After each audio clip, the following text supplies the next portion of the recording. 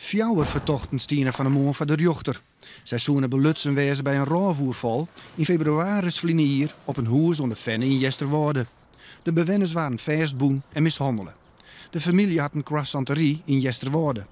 De rechtbank joeg Jedder, een 29-jarige man en een vrouw van 23, celstraffen van 8 en 6 jaar in deze zaak.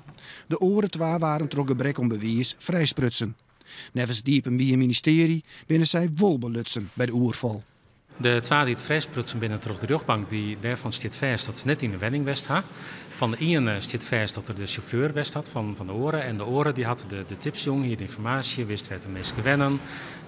Wist dat de hield wie, of de meesten dat tochten ze. En die had de oren dus op paard gestuurd om dan de oorval te plegen.